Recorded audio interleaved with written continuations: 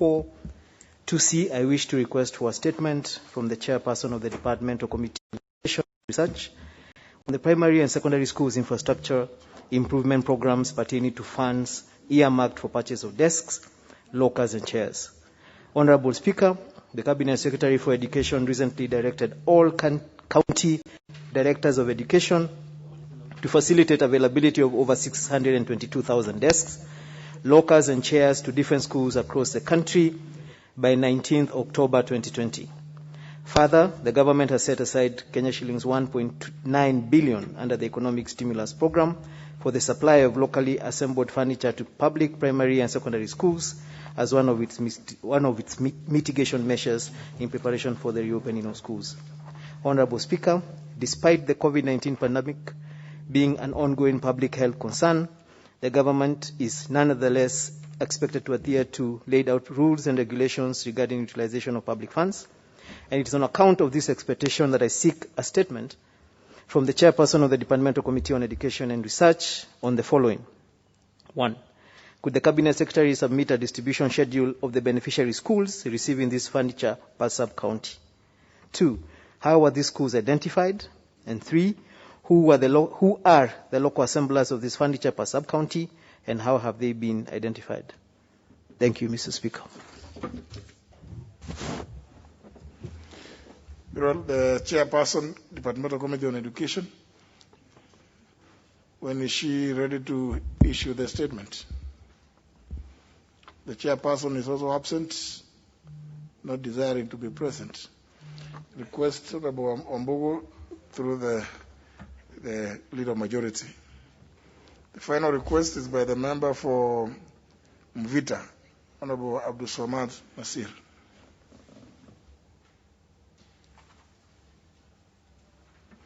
Intervention button.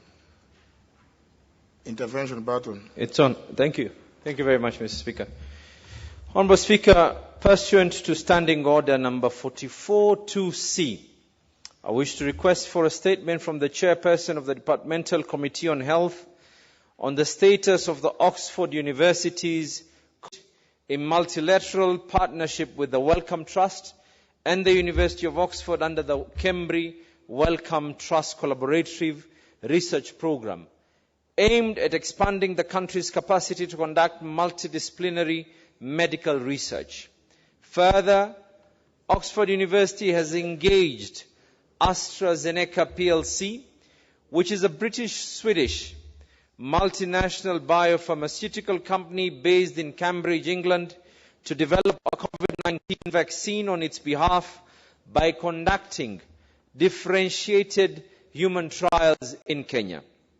However, Honorable Speaker, we take note with great concern that similar COVID-19 vaccine trials were halted in the United Kingdom several days ago, and as such failed to understand the rationale behind their continued experimentation in this country. And it is on account of this expectation that I seek a statement from the Chairperson of the Departmental Committee on Health on the following. 1, Mr. Speaker, have any COVID-19 vaccine trials been undertaken in Kenya since the outbreak of the pandemic? And are there any clinical trials currently in progress in Kenya? What prompted the suspension of AstraZeneca COVID-19 vaccine trials in the UK, and was a similar suspension done in Kenya? Thirdly, Mr. Speaker, were key stakeholders in the country consulted before Oxford University was granted green light to conduct its COVID-19 vaccine trials in Kenya? And lastly, how many similar COVID-19 clinical trials have been carried out in the country so far, and what is their respective status? I remain truly yours, Abdul Samad Sharif Nasir, on behalf of the people of Mvita. Thank you very much.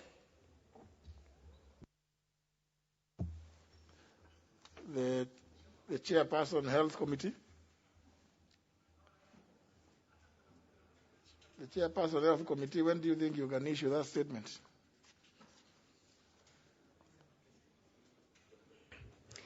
Thank you, Mr. Speaker. In a matter of 2 weeks' time.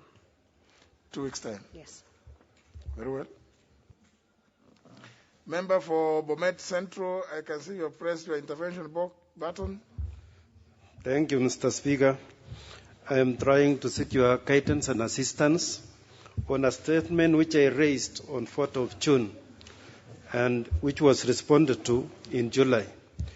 And when we sat with the Ministry and the Transport Committee, we discovered, or the Ministry discovered, that they sent the irrelevant department, they sent to Kura in the state of Kera. And the response was very relevant. And they requested for 2 weeks to give another response. Up to now, they have not responded. I am seeking your assistance to request the Transport Committee and the Ministry to sit again and give a relevant statement on the same. Thank you, Mr. Speaker. You know, ideally, honourable members, an issue such as the one Honourable Tonui has raised should not even be brought to the plenary. The chairpersons of committees are encouraged in situations such as the one the Honourable Tonui has raised.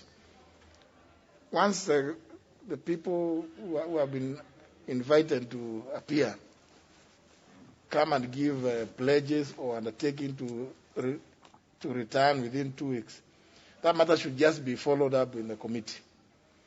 Now, because at the plenary level, we are not privy to the promises made. So indeed, the Transport Committee, Honourable Tonui, just check with the chair of Transport Committee, find out what is the position.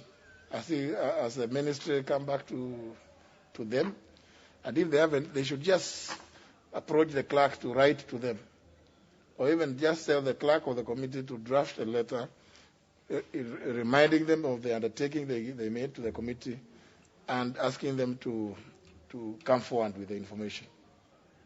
I think that would be a better route so that at the plenary level we don't have to go to what was discussed in the committee. Thank you. Next order. Order number 8, motion, audited financial statements for state corporations.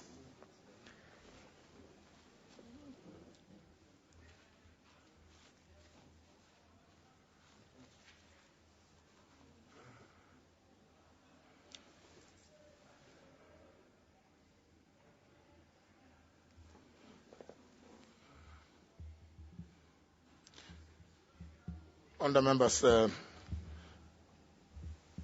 this business debate on this motion was concluded, and what remained was for a question to be put, which I hereby do. That this House adopts the report, the 23rd report of the Public Investments Committee on its consideration of the Auditor General's reports on financial statements of state corporations, laid on the table of the House on Thursday, July 2nd, 2020. Will as many as of that opinion say aye? Aye. Will as many as the contrary opinion say nay? The ayes have it. Next. Order number 9, motion, inquiry into the status of dams in Kenya. Motion as amended, question to be put. Again, honourable members, debate was concluded on this motion, and therefore what remains is what I must do now, that is, put the question. That this House adopts the report of the Departmental Committee on Environment and Natural Resources on an inquiry into the status of dams in Kenya, laid on the table of the House on Thursday, October 17, 2019, subject to deletion of the word stop appearing after the words must forthwith in paragraph 180 on page 44 of the report, and substitution thereof with the word reassess. Will as many as of that opinion say aye? Aye. Will as many as of the contrary opinion say nay? The ayes have it. Next order. Order number 10, motion, approval of nominees to various NGCDF constituency committees. The chairperson select committee on National Government Constituencies Development Fund, Honorable Atanas Misiko Wafula Wamunyinyi.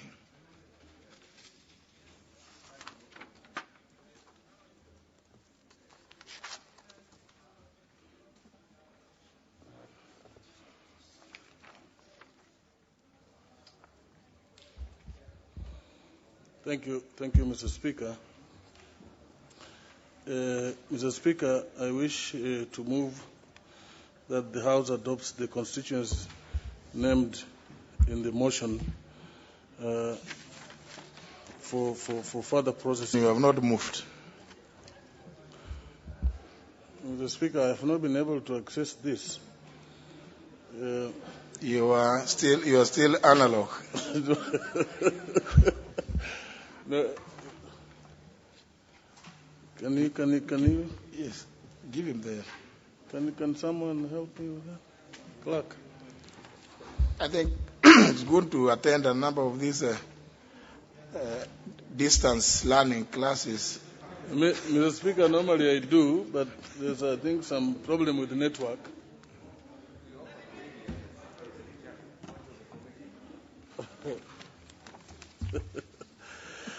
Thank you, Mr. Speaker. Honorable Kenan, you have a point of order. What is the point of order? I wanted to inform the honorable member, my good friend Wafula Mungim, that these services are also offered freely at the Center for Parliamentary Studies. So I don't suffer from the analog problem, Mr. Speaker. It's just that the thing didn't, I was not able to access it due to network. Mr. Speaker, I wish to move that pursuant to the provisions of Section 43(4) of the National Government Constituency Development Fund Act 2015 and paragraphs 5, 2, and 10 of the National Government Constituency Development Fund Regulations 2016, this House approves the list of nominees for appointment to the following 11 constituency committees of the National Government Constituency Development Fund, laid on the table of the House on Wednesday, August 12, 2020, and Thursday, September 10, 2020, respectively. Mr. Speaker, the names and the names of constituencies and names of members of the committees follow below, Mr. Speaker. And I would like you to, the House, to consider that I have read through. There are many, Mr. Speaker, 11 constituencies. To read through all the names. You can read the names of the constituencies. Okay, Mr. Speaker, thank you. Mr. Speaker, the first is Baringo South constituency. Number 2, Cherengani constituency. Number 3, Kacheliba constituency. Number 5 is Mumias West. Number 7 is Ndarakwa constituency. Number 8 is Olkalau constituency. 9, Sabatia constituency. 10, Tigania West constituency. And finally 11, Wajir North constituency. Mr. Speaker, each constituency has the members listed below it. Now, Mr. Speaker, as stated earlier, Section 43, subsection 1, 2 of the National Constituency, May 29. Mr. Speaker, Msambweni constituency was not published in the Kenya Gazette. As you will all recall, the Member of Parliament for the area passed on before the committee was gazetted, which placed it in transition until a by-election is held, Mr. Speaker. On the 3rd of June, they were subsequently gazetted with effect from June 11 and 18, 2020 respectively, by the Gazette Notice numbers 5858 and 5859. Mr. Speaker, 11 others which have been submitted to the Assembly between August 4, 11 and 19, this certificate on the same once it has been approved by this House. And finally, 3 constituencies, specifically for compliance to the Act and regulations, to correct the gaps that were noted in the submissions that have been communicated back to the constituencies for correction before presentation to the National Assembly for approval. The delay has under Section 43 of the National Government Act. Mr. Speaker, this is where I think members need to follow to ensure that where you're required to meet the rule on gender, you must comply, and where youth is required, it has to be youth. And the youth must be youth as described in the definition of youth. So, Mr. Speaker, those are some of the things that could have led to the non-acceptance of the proposed names from the constituencies, and members need to follow this. Now, it should also be noted that two constituencies have their terms ongoing. That's Embakasi South and Ugenya.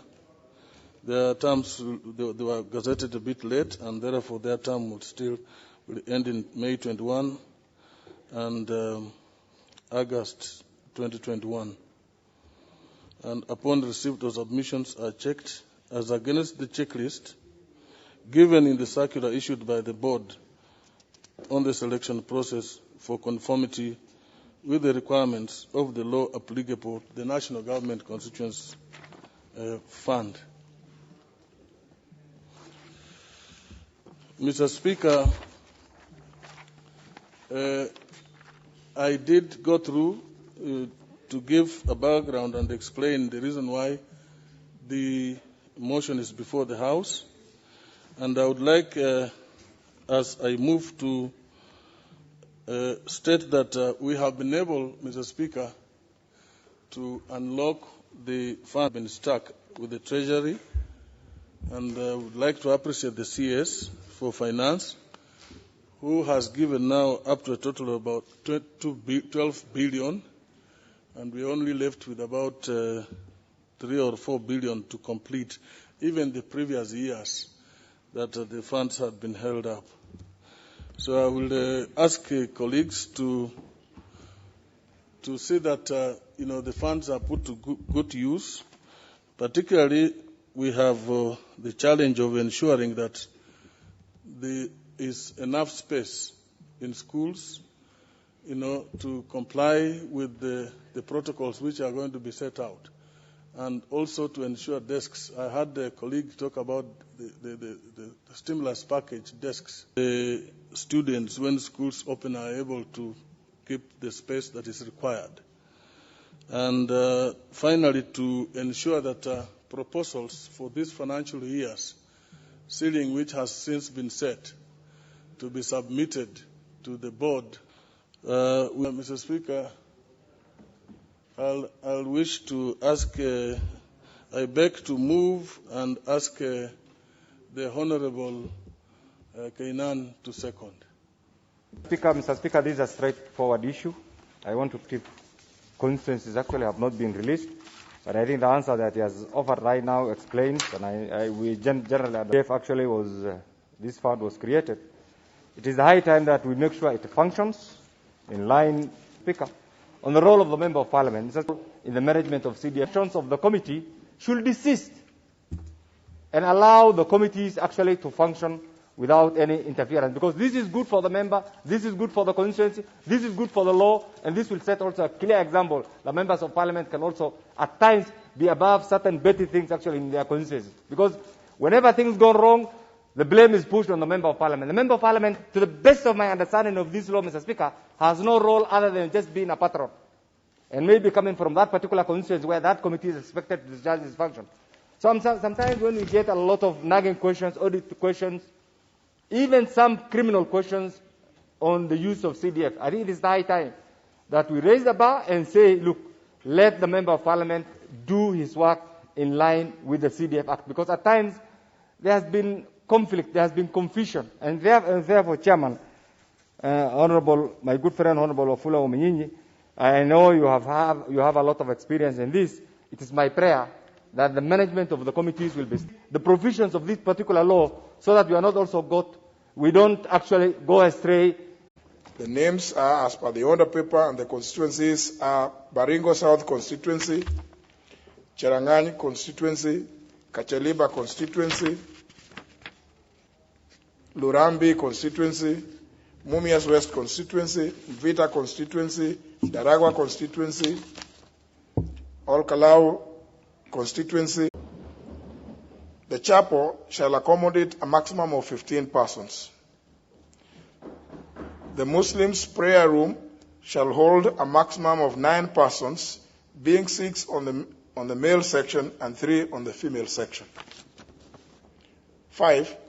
The capacity of the main chamber and committee rooms 9 and 7 remains as advised in March 2020. And 6. Committee room 12 shall remain out of use.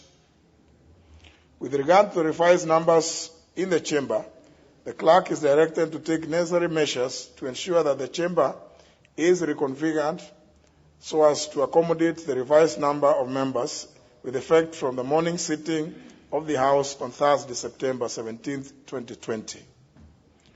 Consequently, committees which may have scheduled meetings in the chamber tomorrow, Wednesday, September 16, 2020, are advised to reschedule their meetings to alternative venues so as to allow the clerk to reconfigure the chamber as directed. Honourable members, the catering facility has also been reopened. However, it shall be restricted to the exclusive use by sitting members of Parliament only. Accordingly, I firmly reiterate that the facility is out of bounds to all visitors and direct that the Chief Sergeant at Arms strictly enforces this measure.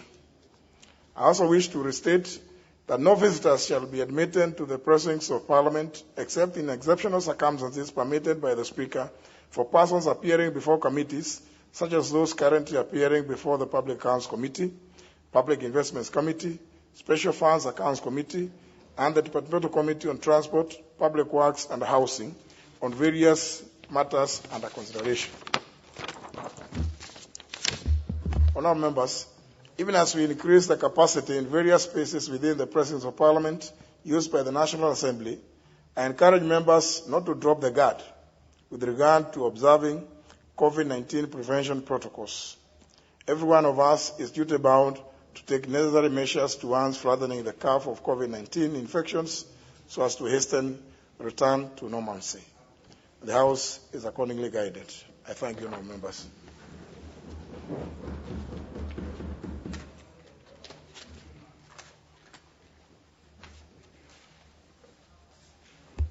Next order. Order number 11, the Public Finance Management Amendment Bill, Senate Bill number 3 of 2019, second reading. The Chairperson, Departmental Committee on Finance and National Planning, the Honourable Wanga.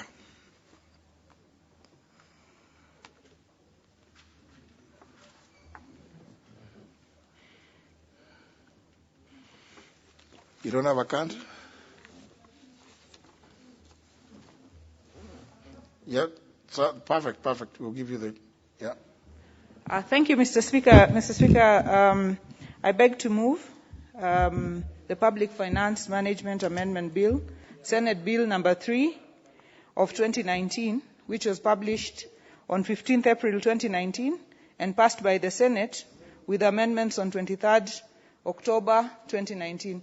Mr. Speaker, I'd like to thank Senator Zani, who's also the Deputy Secretary General of my party, for this very important bill. Mr. Speaker, this bill couldn't be more timely because it deals with structuring collection of revenue by counties. Mr. Speaker, 7 years, in fact 8 years now since the beginning of devolution, we haven't structured collection of revenue. Today, the Senate, as we speak, is debating the revenue sharing formula. But the focus still remains on revenue that is coming from the national government to the counties. There is no focus on on-source revenue by the counties. How are they collecting it? How are they spending it? And Mr. Speaker, the biggest concern is that after devolution, even if you compare revenues to the previous county councils, the county councils were collecting more revenue than the counties are collecting today. So is it really that they were collecting more then, or is it that we are declaring less today? And what this bill seeks to deal with is the issue of how do counties collect revenue? Because the bill proposes that there should be, the Cabinet Secretary shall, in consultation with the Council of Governors and the Commission of Revenue Allocation and Kenya Revenue Authority, develop a uniform county revenue collection system. And every county shall adopt and implement the county revenue collection system developed under subsection 1, having regard to their particular needs. But more importantly, the county executive member for finance shall ensure that the county revenue collection system is transparent, is efficient, is effective, is verifiable, is easy and simple to use, is properly managed and controlled to ensure accountability, is adequately secure to prevent any fraud, losses, or any other violations, and respects and promotes the distinctiveness of the national and the county governments. Mr. Speaker, this couldn't be more timely, because right now, as we were debating sharing of revenue, the counties would also be saying, this is what we are bringing to the table as our own source collection, and this is what we want the national government to give us. Mr. Speaker, the stories of how revenue is collected within the counties is a disastrous story. You hear stories of people just collecting money from those women in the markets, from parking fees, from so on, and sitting somewhere in some counties and sharing it, just physically sharing it and declaring none of it, Mr. Speaker. Mr. Speaker, just for the record, this bill is developed in line with Section 12E of the Public Finance Management Act, which mandates the National Treasury to design and prescribe an efficient financial system for the national and county governments to ensure transparent financial management and standard financial reporting. Mr. Speaker, county governments have specific reasons for levying charges, but there are majorly 6 streams that are levied by counties mainly. And these are property taxes, business permits, building permits, parking fees, outdoor advertising, and liquor licenses. It is important to highlight that property tax in particular should be the focus of county governments. Constitutionally, this is the largest decentralized tax. Globally, it is also the major source of revenue for subnational governments.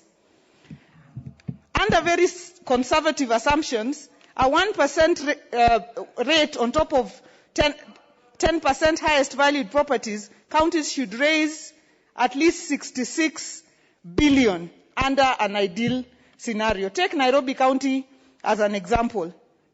Nairobi County was estimated to have a revenue potential of close to 78 billion per annum.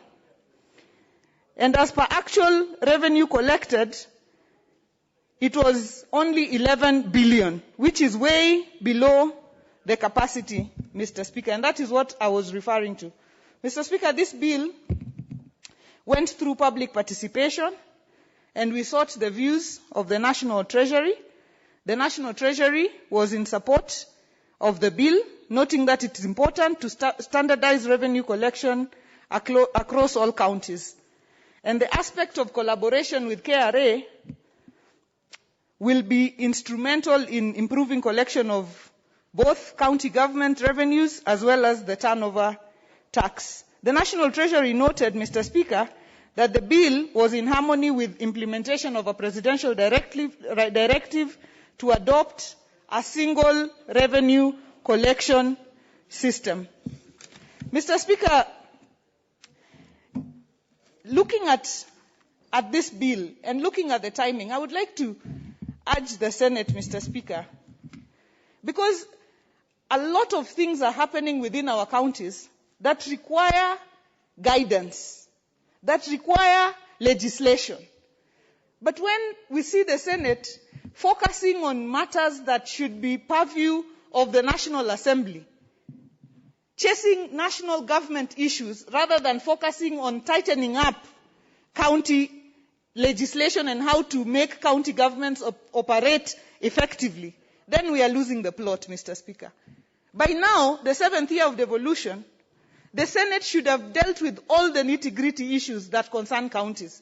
If they did not spend so much time, Mr. Speaker, even weeping, doing drama, people have been chased around here, nobody weeps in the manner, even as women, we do not weep in the manner we see people, weeping in the Senate. And if they avoided this drama, then we can deal effectively, Mr. Speaker, with some of these very, very pertinent issues that affect our counties and therefore strengthen devolution adequately. Mr. Speaker, with those many, many remarks, I beg to move and ask my Vice Chairman, Honorable Ndirango Wahenya, to second.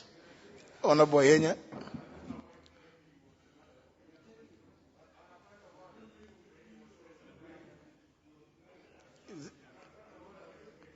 Is this Honorable, the member for Oraka? Yes, Mr. Speaker. Mr. Speaker, the indefatigable member for Homa Bay has spoken. But, Mr. Speaker, did I hear the member to be suggesting that there is some weeping in the Senate? Does she infer that there is a funeral in the Senate or something that we need to know about? Or was it weeping in the sense of or someone crying? Can the member explain if she passed there and found people weeping, if there is a funeral that you should attend to? Let's not go there. Let's not go there. Let's not go there. Let's allow what is happening there continue happening. Member for Royal Suburbs. Thank you. Thank you, Mr. Speaker. Allow me to appreciate my share for moving the bill very ably, and I rise on my feet, Mr. Speaker, to second the Public Finance Management Amendment Bill, Senate Bill number 3 of 2019 in the second reading. Mr. Speaker, this bill is developed in line with Section 12, which mandates the National Treasury to design and prescribe efficient financial management systems for the national and county governments to ensure that there is transparency and accountability in the financial management and standard financial reporting, as intended in the Constitution, Article 226. The revenue collection system, Mr. Speaker, will eliminate revenue leakages at the counties occasioned by lack of a reliable revenue system. Mr. Speaker, on the onset, I wish to congratulate the county government of Laikipia and Nyandarua, which have already put very good systems in place and are leading this country in improving the amount of own source revenue that they are collecting within their counties. Mr. Speaker, it is now almost 8 years since the coming into force of the county government, and yet they have not standardized their revenue collection systems. And in most counties, there exist no guidelines to assist the counties determine appropriate administrative arrangements for revenue collection and management. A number of these counties, Mr. Speaker, have adopted structures which undermine control by their treasuries, leading to poor coordination.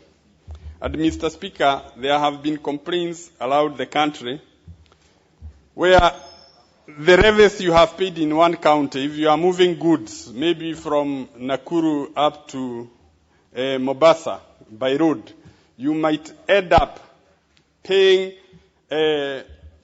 levies in all these counties. And by the time your product reaches the port of Mombasa, Mr. Speaker, you will not make any profit. So, Mr. Speaker, In addition, there has been numerous concerns from business people that some of the county governments were levying haphazardly, some of which are in breach of Article 209 of the Constitution, including by inhibiting international protocols and agreements intended to ease regional trade and inter-county trade. So, Mr. Speaker, this bill intends to amend the PFM Act number 8 of 2012 to ensure that a county government revenue collection system is developed by the Cabinet Secretary of National Treasury in consultation with the COG, Commission on Revenue Allocation, and Kenya Revenue Authority, and be implemented by county treasuries. The system, once developed, will have certain features that will ensure own revenue resource collection is transparent, accountable, simple, and easy to report. So, Mr. Speaker, I wish to second the bill. Thank you.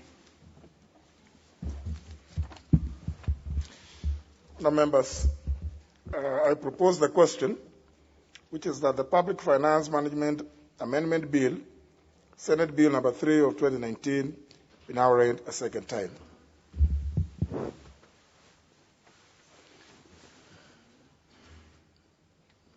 Do I see the Honorable John Bundy?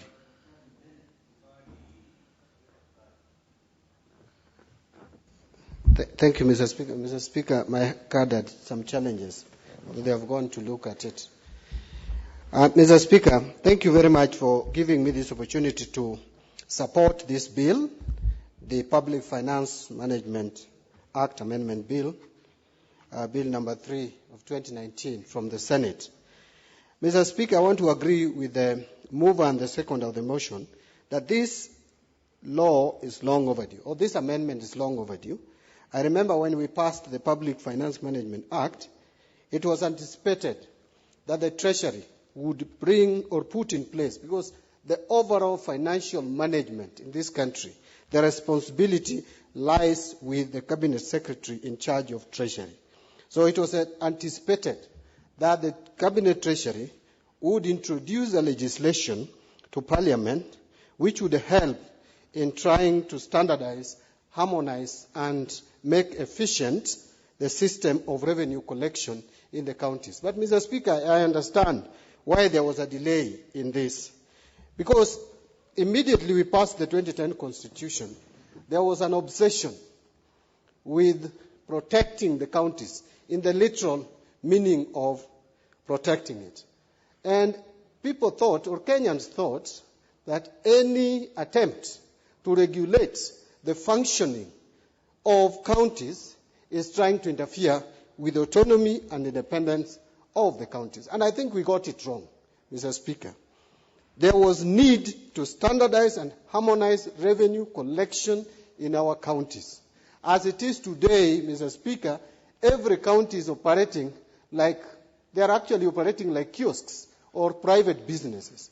No one knows what is expected or required to be done to help make efficient the collection of revenue in the county. And as Honorable Wanga did correctly say, if you compare the kind of the amounts that are being raised as own source revenue by our counties, it is far less than what the local authorities, both urban authorities and the other local authorities, used to collect. And this is purely because of the system of revenue collection. You know, then there was the local authority governments were keen in collecting revenue because the same revenue was being used to pay councillors and used to pay other officers. Right now, counties know that the salary is guaranteed from the shareable revenue from the national government. Therefore, no one is careful enough or keen enough to ensure and enforce prudent and efficient collection of revenue. The issues that the Senator Zani, who brought the motion, has highlighted of transparency, verifiability, consistency, simplicity, etc. These are basic principles of accounting. And what we now require this team that has been asked or tasked with this responsibility to come up with an efficient system of revenue collection in our counties, that is CRA, Kenya Revenue Authority, Council of Governors, and County Secretary, is to go to the, Cabinet Secretary, is now to go to the specifics and prescribe the bare minimum in terms of financial management system and revenue collection system. This is the bare minimum that we must demand for. But, Mr. Speaker, even if you prescribe and come up with a very efficient system of revenue collection, if there is not going to be fidelity to transparency, fidelity to integrity of officers who are given the assignment of collecting revenue and their supervisors, then, Mr. Speaker, the system alone cannot help. Mr. Speaker, we must talk about corruption. And to deal with corruption, it must start with the top leadership of every unit of government. If it is the counties, corruption must be discouraged from the office of the governor all the way to those who are collecting revenue. Because we are also aware that some of our junior police officers would receive bribe. There is a percentage that is already set aside to go to the next officer, to the next supervisor, until the highest in the rank. It is the same in the counties, Mr. Speaker. You will find the people who are collecting revenue in the marketplaces, the one we talk about as the property, part of that money reaches the office of the governor.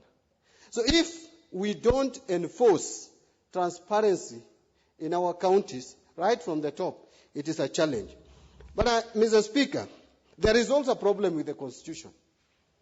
Because when you look at the architecture of our Constitution, there is a confusion on who is responsible for oversighting the shareable revenue from the national government and the own source revenue or the locally generated revenue. That the function of county assemblies, if you look at the strict provision in the Constitution, is largely to look at the resources that are generated locally. And oversighting of the national shareable revenue is left to the Senate. I think if we want the two organs, both the county assembly and the Senate, to oversight the finances of the county, we should give them free hand. And I hope this is going to be addressed through the BBI initiative. That we have both the Senate, they can oversight both the national shareable revenue and also the county, the locally generated revenue. The same with our MCS. They should be given the responsibility and they should have full authority to oversight both locally generated revenue and the shareable revenue, the national shareable revenue. And, Mr. Speaker, we need to even do a lot. We need to free our counties, county assemblies.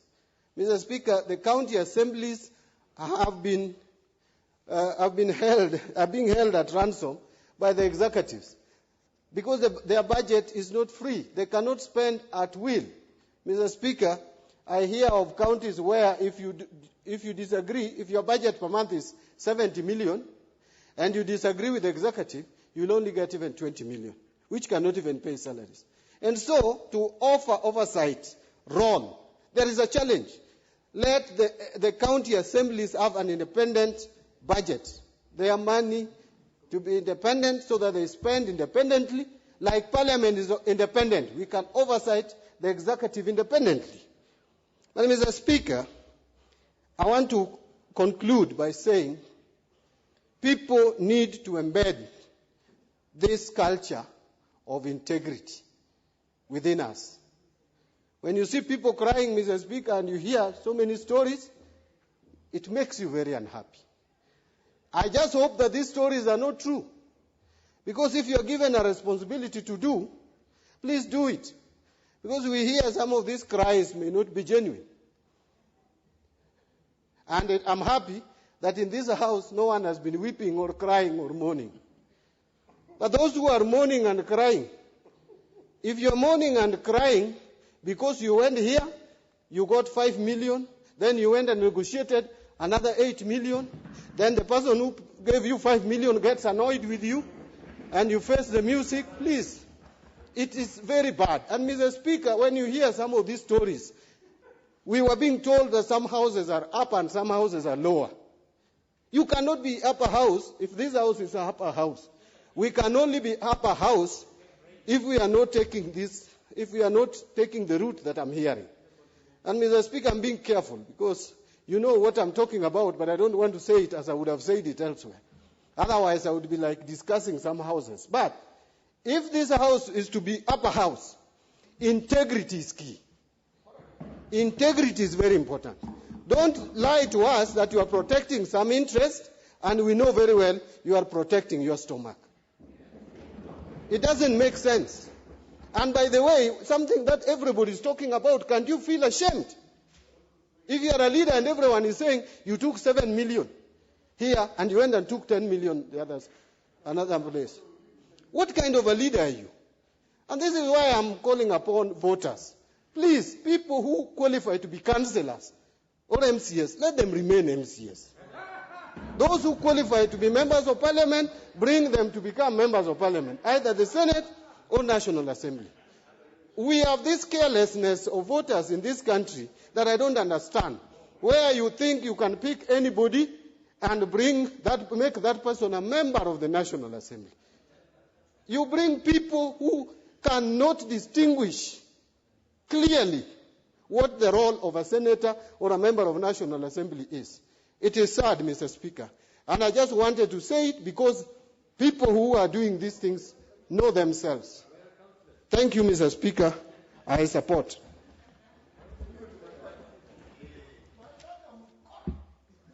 Honorable Angwe. Thank you, Honorable Speaker, for giving me this chance. And I wish to, on the onset, to support the motion, the PFM Amendment Bill, Honorable Speaker. Honorable Speaker, just in the footsteps of the minority leader, we cannot have a government that has no policies, that has no rules that govern the collection of revenue. Honorable Speaker, 7 years down the line since we promulgated our constitution, it is not fair that we have not really drafted the right rules in terms of financial administration and collection of revenue at the county government.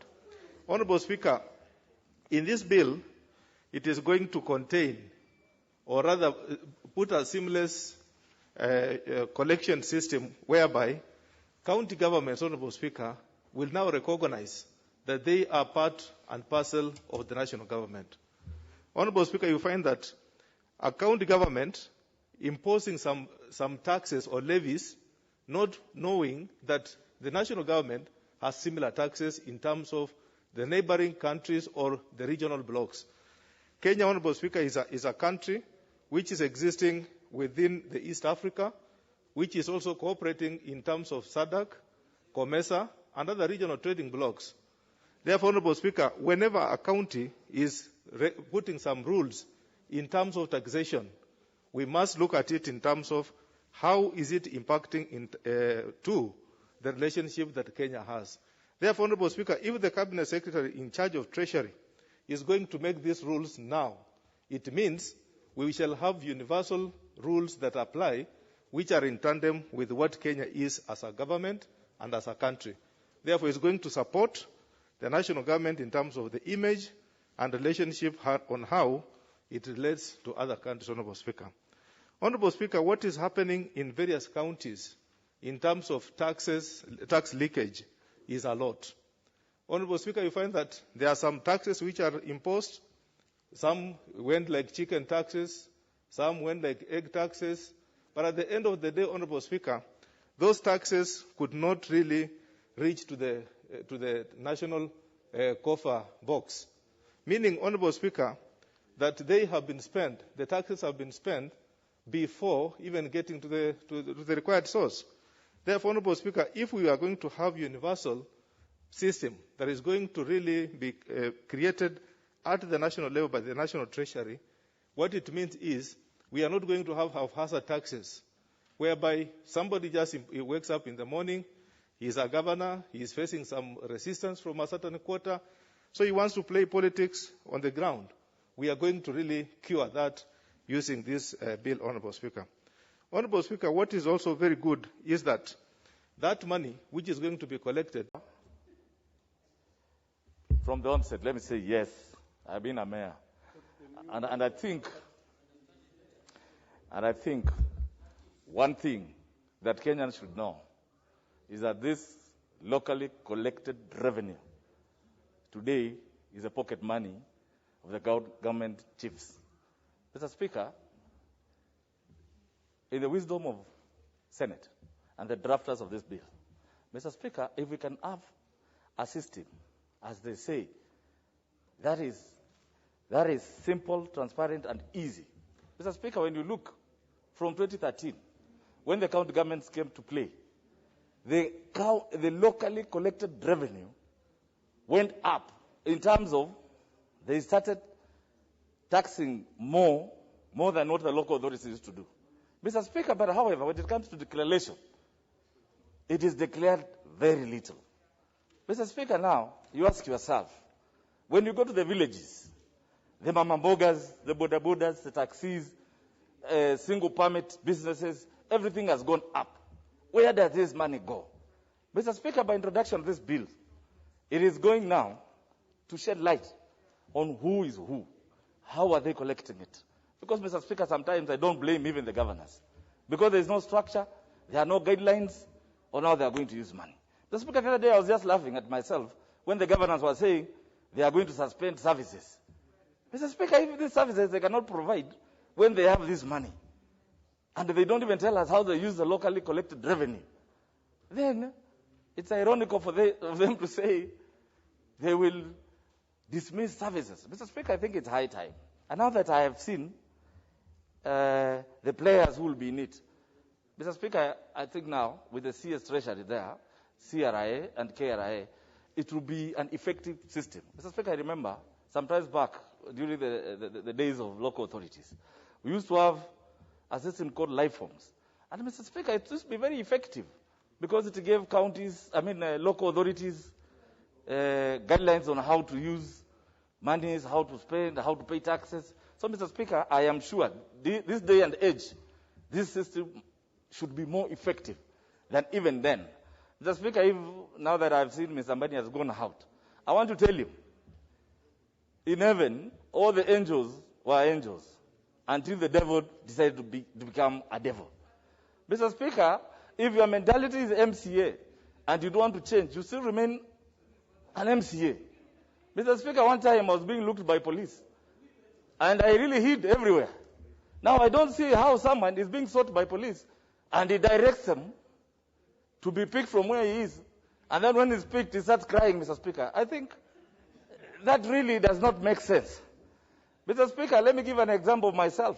When I went to Mavoko 2008, the old council was collecting 130 million a year.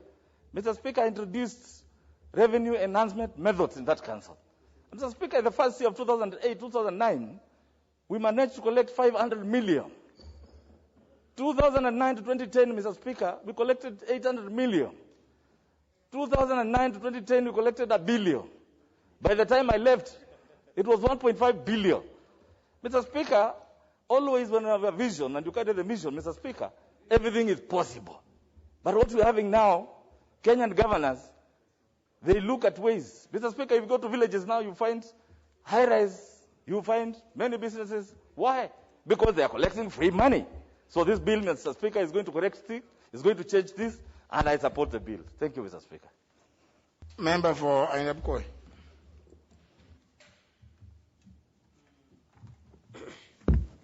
Mr. Speaker, sir, permit me to support this bill. It is true, Speaker, counties are collecting a lot of revenue, but there's no structured way of remitting the money. They don't declare the money. It is true We want a structured way of declaring the money. Otherwise, these are pocket money for governors. So I support. Thank you. Member for Community. Thank you, Mr. Speaker, for granting me this opportunity. Mr. Speaker, Article 96 of the Constitution is very clear in terms of Senate representing the counties. Mr. Speaker, the Senate has only been representing the counties when it comes to expenditure and shareable formula. Mr. Speaker, I want to salute the mover of this bill from the other side, Honorable Zani, because this bill was long overdue, Mr. Speaker. Because before the matters of devolution came in, Mr. Speaker, we had the counties, we had the municipal council, and we have the local county council.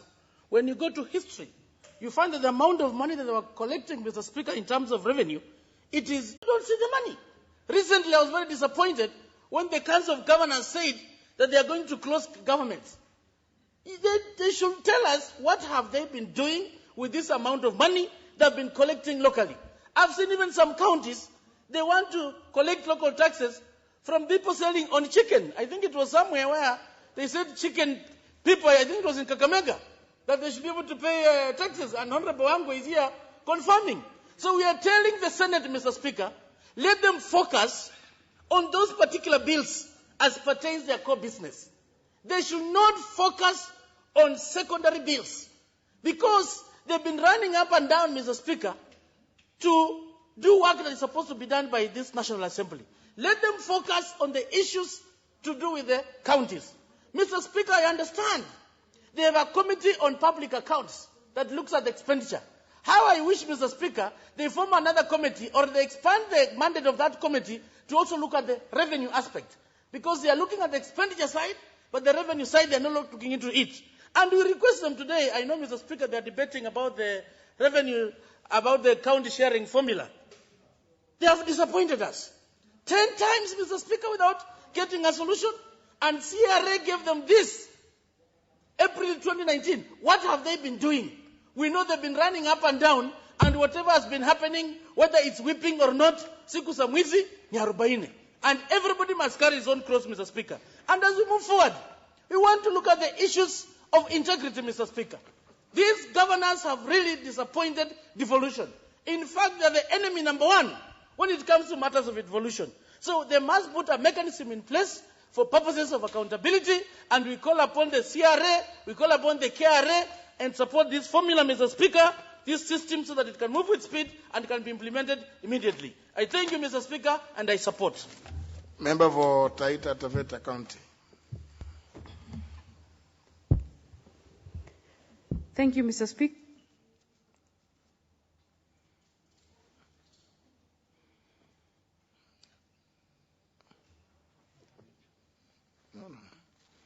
Can you press the intervention button? Yeah. Well, thank you, Mr. Speaker, for giving me this opportunity to also say something about this. Mr. Speaker, I was holding on to speak to the bill, the motion that follows, but nevertheless, I want to add my voice also to the PFM amendment bill of the Senate. And I want to say, Mr. Speaker, that this bill is necessary. It is the right time, Mr. Speaker, because it will give guidance on revenue collection and its management. Mr. Speaker, we have seen how there's no control in the revenue, how the revenue is being used and how it's being collected in the counties. And therefore, it is key that we have this bill in place. So, Mr. Speaker, I support and thank you for this opportunity. Member for Kitui Central. Yeah, thank you, Honorable Speaker, for this opportunity. I also want to add my voice in supporting this important bill, amending the Public Finance Management Act. And Honorable Speaker, even as I thank the mover and the seconder, I only want to say that the only thing I don't agree with the mover is when she says it's timely. It's actually long overdue. This should have been done either in the first or second day, Honorable Speaker, because, Honorable Speaker, with the counties, I think we need to really do a lot of things in terms of financial reforms so that we are able to achieve the provision of the Constitution which says prudent public financial management. Honorable Speaker, I've said many times and I want to repeat it again, Honorable Speaker. I don't know that this should be the Budget Committee or the Finance Committee, Honorable Speaker. Honorable Speaker, we need a comprehensive amendment of the Public Finance Management Act 2012. Because there are lots of gaps, and if we really want to help the counties, we must look at some of these gaps. Honorable Speaker, I just want to mention a few so that I put what I want to say into context. Honorable Speaker, we have been speaking about the single treasury account for a long time. Honorable Speaker, we have been speaking about the need for autonomy of the county assemblies in terms of financial matters. Honorable Speaker, we have been speaking about the need to ensure that procurement process, when it approaches the end of the year, is properly controlled to avoid the kind of things we are seeing in the counties. But you see, Honorable Speaker, these things can only be done if we do a comprehensive review of the Public Finance Management Act. But you realize that of late we have just been getting amendment of a particular item, another amendment, and really we still leave those gaps. To me, I think really we have to help this country in terms of public finance management. It would be important that we look at this act comprehensively. In terms of what this amendment is proposing, Honorable Speaker, the issue of the uniform revenue collection system is critical. And I really wish that this would have happened a long time ago. Because what is happening in the counties, Honorable Speaker, and this my colleagues have already said, is that when you look at what is expected in terms of what is being collected against what is the potential for collection, Honorable Speaker, you really get surprised. It's amazing. Because some are not even hitting 10% of the potential. Honorable Speaker, the other day we were discussing the Nairobi City County government. And I think the movers hinted to this, Honorable Speaker, that the potential is 78 billion. But they are collecting less than 40% of that, Honorable Speaker. And you can see, Honorable Speaker, if Nairobi was collecting all the potential, they would even be able to collect, actually to contribute to the consolidated fund. They would be able to fund their budget, which is about that 1 billion, and the excess could be given to the national government so that they support other counties. But what is happening? They are not collecting. And I agree with those who are saying, Honorable Speaker, that this own revenue has become like pocket money for the governors. And I wish, because I know there are quite a number of us who are interested in becoming governors here. Wamalo has already declared publicly. Honorable Mbandi has declared publicly. Honorable Wanga here is also. So, Honorable Speaker, I wish when these members of parliament become governors, we are going to see role modeling in terms of how to manage own revenue. It will be very bad if they just go down there and they are telling us that they are going to improve and then they do the same. I have not forgotten my good friend Honorable Macau, and I actually support him a lot. I wish he becomes the governor of Machakos, because what he has done for the Mavoko County Municipal Council, he would be able to improve that. So, Honorable Speaker, even as I support this, to me I'm saying that it is time we put issues of integrity in this country where they belong, Honorable Speaker. That at the end of the day we help Kenyans. My own county is suffering what we are discussing here. They can't collect. At some point, the DCI found a lot of money in somebody's house who is supposed to be collecting and putting in the county revenue fund. But the money is in somebody's house. So you can see the kind of things, Honorable Speaker, we are saying. So I'm just saying, Honorable Wanga being the Chair of Finance, you need really to spearhead some of these amendments so that we streamline the finance system in this country. With those remarks, Honorable Speaker. Honorable Dugal.